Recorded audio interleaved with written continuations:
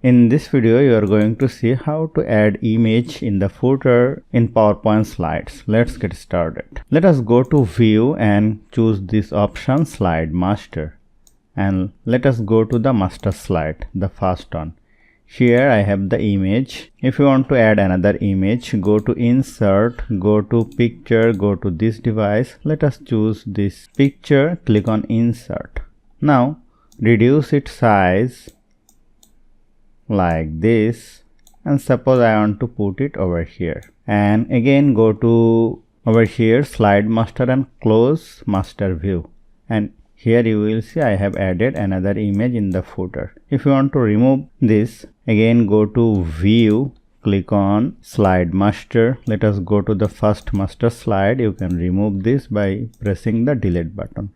Close Master View and you will see I have removed them successfully. So hope you found this video helpful. If you like this video, please share this video with your friends and family. And don't forget to subscribe. Thank you.